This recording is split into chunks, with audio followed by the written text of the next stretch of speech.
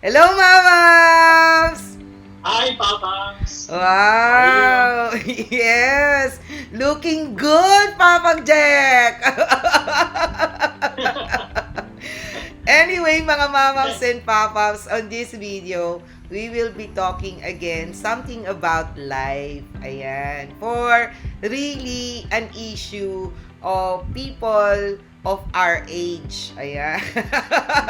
And what is that, Jack? Midlife crisis. So, Yan. naka-experience na ba kayo ng midlife crisis? Ikaw, Doktor, naka-experience ka na ng midlife crisis? Well, in my age, yes. Baka naman quarter life lang yan, hindi pa And, midlife. thank you for saying that. But anyway, mga mamas and papas, on this video, we will be discussing precisely what Jack said, midlife crisis, what is it, and then what are the signs and symptoms, and of course, how you can deal with it without going overboard. Ayan. So mga mamas and papas, stay tuned.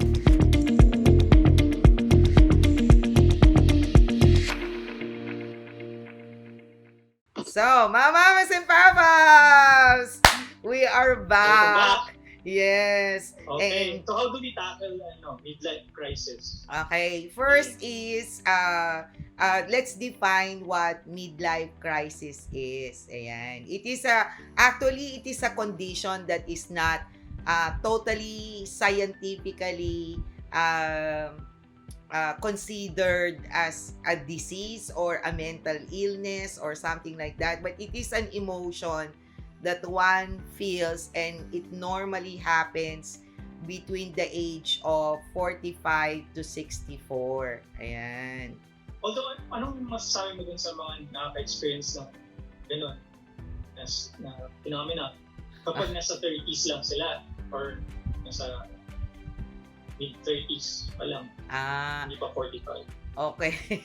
Well, kasi mga mamas and papaps, you have to distinguish between midlife crisis and anxiety or depression. And by the way, we do have a video about discussing about depression, how you can deal with it, its own signs and symptoms. And as you mentioned, Jack, di ba, you said there is a quarter, what is that? Quarter life crisis naman. Ayan, quarter life crisis. And maybe mga mamams and papaps, if you like this kind of topics, do comment below and let us know so that, of course, Jack and I would like to deliver topics that you would really like to watch and, enjoy and waste time on, di ba? Correct ba, Papa Nag-enjoy Jack? pa sila? Tingin mo? Nag-enjoy naman kayo, di ba?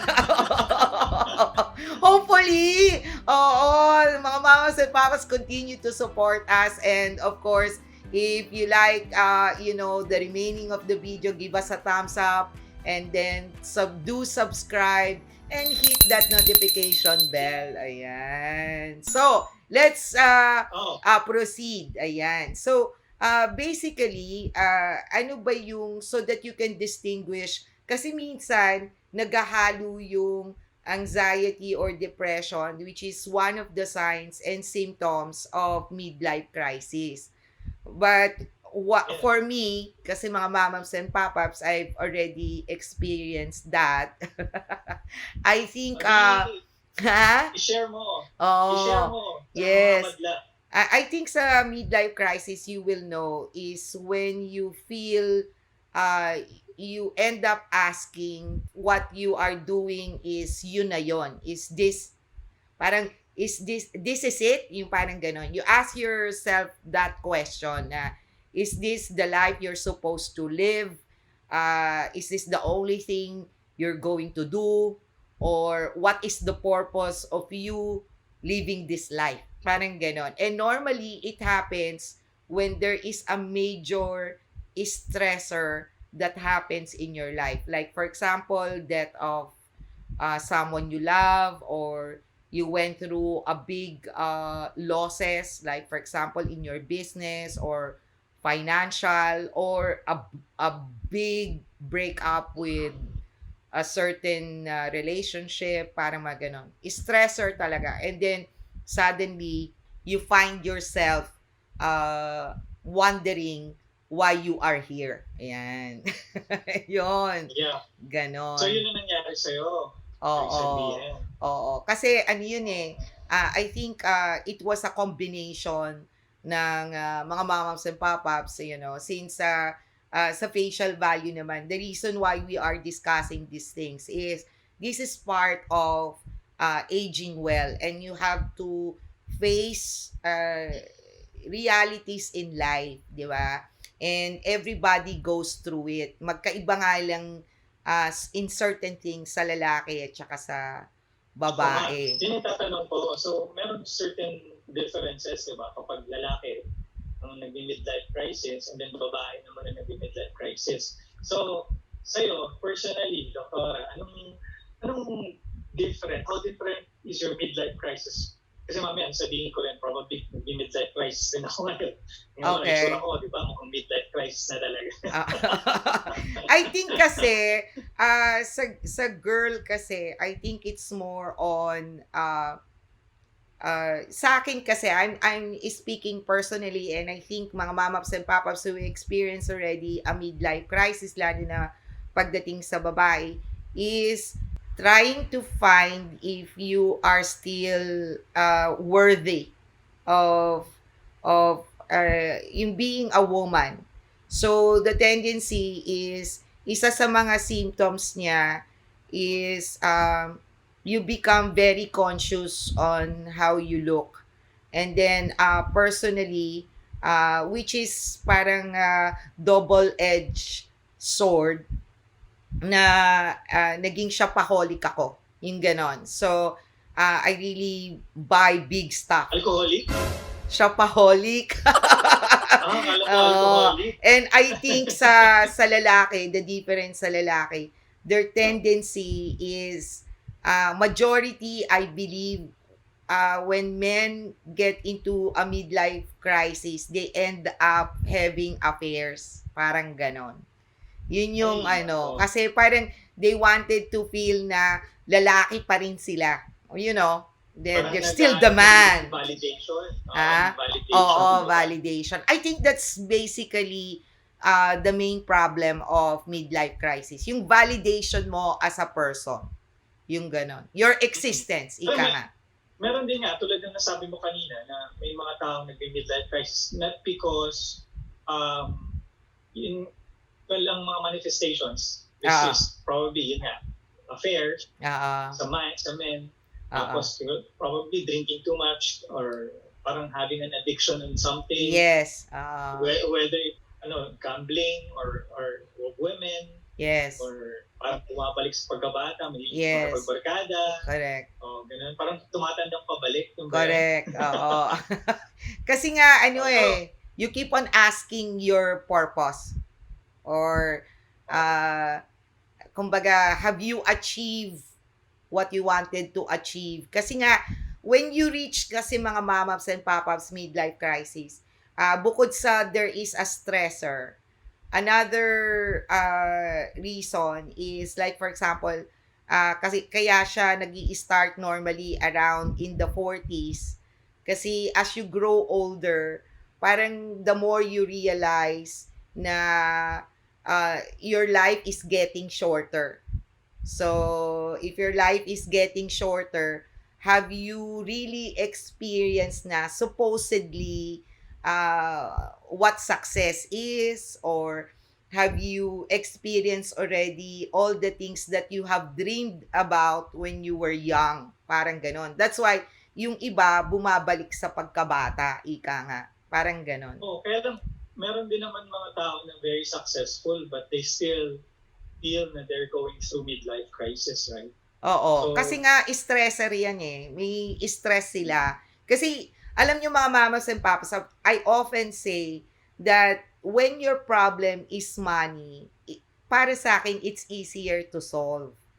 Kasi you just work hard, do extra hustle, you will get the solution. Pero if the problem is already here, Alam nyo, mas Saan? mahirap Saan? kasi ang problem ng mga mayayaman talaga. Yung mga talagang mayayaman, kasi their problem cannot be Ah, bought by money anymore. Ayan, yan ang yun nga. Kaya mahirap. nga, na-realize ko, maraming nagpapa-plastic surgery, yung mga tumatanda, maraming nagpapa, Correct. Yun na nga. di Kasi ba? nga, ano Kasi eh, nagbabago yung, hindi ka na bata, gusto mong ma-maintain yung youthfulness mo, yung vigor, yung stamina mo, gusto mong nandun pa rin, kasi nagbabago. Kaya siguro, naninibago ka rin kung anong, how will you cope up with it? So I think, this is very different nga talaga compared to depression or anxiety. correct. Kasi isa pa sa, sa manifestation ng midlife crisis is, yun nga, you end up either very conscious physically, you count all the things that may be lacking in your life, parang ganyan. Mm. And then, you do things impulsively, kasi nga, sa akin, mga mamas and papaps, like, for example, the reason why I became a shopaholic at that time, because I like the feeling that when I shop big, it means I have the power to control. Alam mo yon? Yung kasi pag nagmi-midlife crisis ka, feeling mo kasi you do not have control in your life. So, the tendency is you do something drastic to feel that Pipilitan ka power. ng yung mood control. Gusto mo? Ano, no? Control ba gusto mo? Ayan. Remote control. Correct. Ayan. Yan. Very kasi yan, mga mamas and papas, minsan importante sa tao, yung parang feeling nila they have a say on what they do with their life. Yung ganon. Yan yun. Kaya lang, hindi naman kahit na marami kang pera, you cannot control what will happen in your life. And of course, aging is part of it. Hindi mo naman masa-stop yung aging. You cannot stop father time. You cannot stop the sagging in your face. Correct. Diba? And I think that is mainly the issue for women. Kasi like, for example, mga mamas and papas, I will share a short event na I felt na na if I'm still a woman, parang ganon. Yung there's always kasi an event out of the country. I attend a certain training.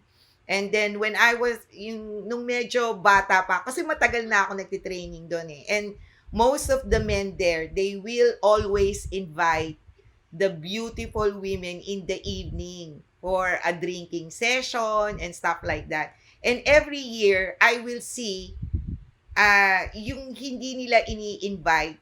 Ibig sabihin, hindi ka kasi maganda, hindi ka hindi ka attractive. So, parang yon, parang badge of honor yon. Na to the point na as you grow old, tapos you are, deteriorating physically, parang sasabihin mo sa sarili mo na, my God, iimbitahin pa rin kaya nila ako next year. Alam mo yon?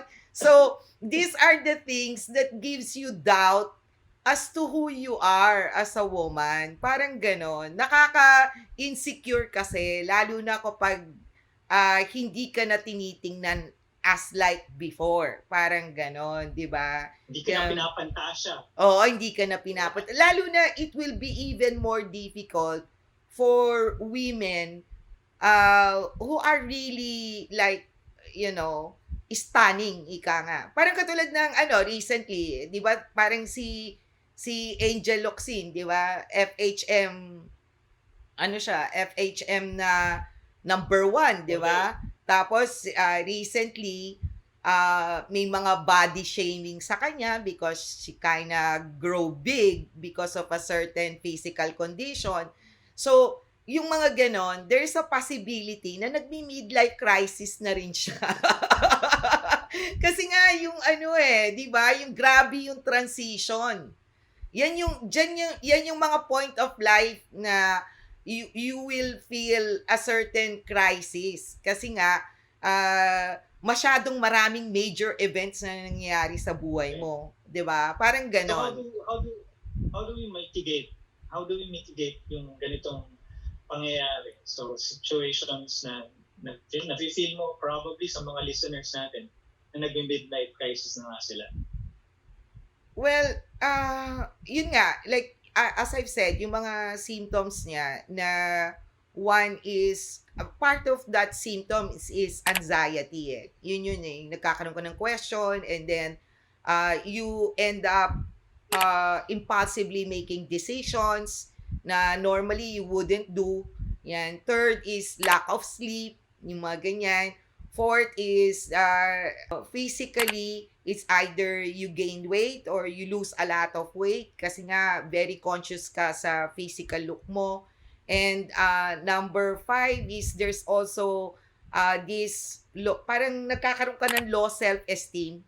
Yan yung mga dahilan dyan eh.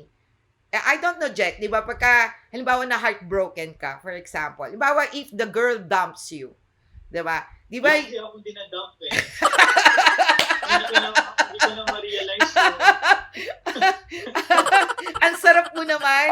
Okay. So anyway, if in case a person dumps you or a girl dumps you na before ikaw yung nagsabi it's not you, it's me. Ayan, mga mamas and papas, watch that video that we discussed about the 10 things men often lie to women. Okay? Halimbawa, let's just say lang na you're still into the girl and then the girl dumps you. Diba, nagkakaroon ka ng low self-esteem. Diba? And then, nagkakaroon ka ng self-doubt, nagkakaroon ka ng, low self-esteem, anong pwede mong gawin differently. and diba, and the first thing na ginagawa normally ng tao pag nandyan siya sa position na yan, diba, they jump into another relationship just to prove themselves na they're still attractive. Diba? May ganun eh. Halimbawa, the first girl who will... No, what I'm saying... No, what I'm saying is that the first girl na who will show interest on you, your tendency is you get into it. Di ba kaya nga may rebound na tinatawag? Totoo yan. Oh. Totoo yan. Kaya lang, diba? For me naman kasi, I don't usually go into a relationship agad. Kasi, parang, ayoko na mag-create ng another problem. hindi naman diba? Hindi naman relationship na talagang but normally yung mga you just get involved, not whether it's serious or not serious, but sometimes you ended up into another situation na para lang ba to feed your ego. Ayan. Kasi nangyari din sa akin yan nung bata ako. Pagka nagaganyan alam mo yon? Oo, malandi kasi ako mga mamams and papas eh. Naiinis ako ng ganyan. Halimbawa, nag-failed yung relationship. There was one time nangyari, basta friend ko lang, tapos, di ba kasi nga mga mamams and papas, pagka umiiyak ka, tapos they try to console you, ang tendency, the more you cry, di ba? And sometimes, yung lalaki will take advantage of that. Tapos kahit hindi mo naman type, pinagbigyan mong halikan ka. dahil lang gusto mong maramdaman na attractive ka pa rin. Yan yun. And that is one of the midlife crisis, lalo na mga mamaps and papaps, yung mga, like for example, yung mga papaps na katulad mo, let's just say, matagal ka nang married, for example, and then yung relationship nyo is not doing well, nag-i-stale na yung physical intimacy mo with your partner, and then parang you see your children growing up not needing you anymore, and because they are already, for example, in college, they have their own lives to live na, tapos ikaw, all you do is work, ganon. Tapos parang, yun, dadating ka sa point na, ay, eto na ba yun? Yon, ganyan. So that's why men ends up having affair or they buy expensive cars, yung mga ganyan, di ba? Ikaw ba ka na ba? Papunta ka na ba doon sa midlife crisis?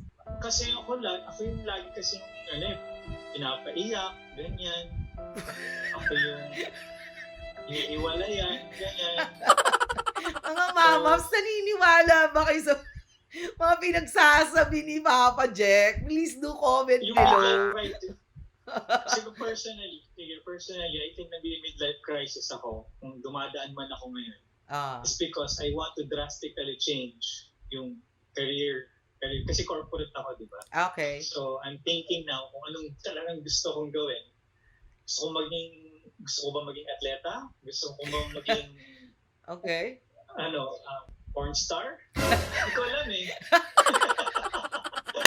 So, example lang yun. But, Ah, punta naman natin siguro, we have given enough examples kung ano yung midlife crisis, no? But, yun nga, siguro, I think ako, simulan ko na, doktor, na kung nasakasakaling nararamdaman ko yun, tapos maamin ko sa sarili ko na nag-midlife crisis ako, I think people should start taking care more of themselves.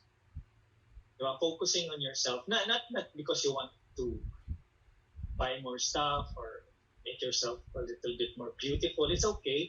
But I think yung taking care of your health or mas patulog ka na mas maaga or ako, like, gusto kong maging vegan. I'm trying. okay. Pero pag sinasabi ko yun, gusto kong maging vegan, sabi sa akin, pumunta ka na lang dun sa Ilocos, malapit na sa vegan.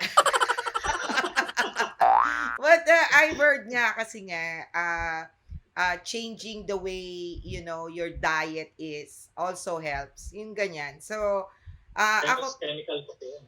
correct. Yung mga preservatives kasi. And of course, loving, animal rights and stuff like that. Ako kasi, I don't think I will be able to do that as of the moment. Kasi para sa akin, while I'm still a little bit younger, mga mamas and papaps, I'd like to enjoy food. Kasi pagdating ko sa certain age, lahat naman yan, mapipilitan ka maging vegan. Kasi lahat na bawal eh. Di ba? So, why start early? O, di ba? I rather enjoy food. Nakakalungkot naman, lahat But na lang you'd be tinanggal. surprised. Ha? You'd be surprised. Mas masarap na daw pag naging nag-shift ka na. Oo. Mas masarap, mas may enjoy mo siya. Anyway, so Okay. nag-figure away na tayo dun sa Okay, so number one for you is to take care of yourself. Ayan. Ako Yes. naman, Yeah. mga mamaps and papaps, for somebody who went through it, I think one of the most effective way of handling midlife crisis is to be very aware and really think first before you make major decisions. Like for example, creating drastic actions like for example, if you are going through a midlife crisis and then you felt that your marriage is not working or things like that, don't immediately have an affair or break up with your wife and make drastic decisions to change it. Kasi nga, you might be doing something impulsive. So, really take a pause and reflect whether this is really what you want to change. Parang ganon. Yun yun. Kasi nung time na yon sa akin, mga mamaps and papaps, it was about career change, parang ganon. Kasi I had a problem with my back and it was very difficult for me already to continuously practice my profession. So, I have to take a stock kung ano ba talaga gagawin ko. Parang ganon. Yon. So, Okay. don't change immediately and make decisions. Yan. O, ikaw naman. Ako yun nga, self-care, and siguro if I can add one more thing about handling midlife crisis is that I have to remind myself probably that naman to lumilipas. I mean, these are feelings that you encounter. Like, everybody goes through this. Hindi siya sakit. Kasi it's a phenomenon that happens. Kasi it's stages of life yun, di ba?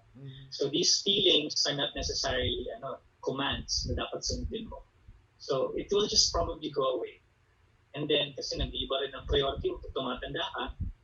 So, yun lang. Just focus on yourself. Ako kasi, isa pa sa masasuggest ko, kasi minsan, there are people who have no control when it is happening to them. So, if you feel na, uh, Remote control. yes, if you feel mga mamaps and papaps na mag-overboard ka na, the one thing that I will really advise is discernment when to seek professional help. Alam mo yon, hindi naman ibig sabihin makikipag-usap ka sa psychologist or sa psychiatrist, crazy ka na. Now, if you do not want to approach or seek professional help, at least find someone you truly trust, that you'll be able to discuss all these things with that person. Kasi minsan, Or a life coach. life coach, yan. You can actually attend those things kasi may mga ganyan. Oo. Or minsan through spirituality, 'di ba?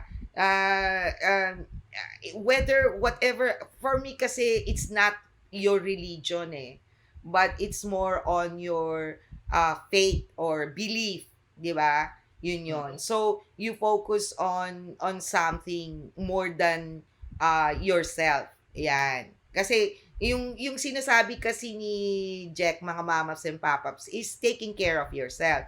But at the same time also, one of taking care of yourself is believing into something, 'di ba? Kahit na let's say mamas and papaps atheist kayo, meron ka pa ring certain beliefs or philosophy. Actually, sometimes mga atheists mas spiritual pa sila kaysa sa mga religious, 'di ba? O yun. Kasi they're being really true to themselves. Correct. And the last one, mga mamas and papaps, that I can tell you if you are going through a midlife crisis is siguro what truly helps sometimes is also to write down. You know, yung parang nagki-create ka ng journal or gusto mo mag-vlog ka, 'di ba? 'Di ba? Oo.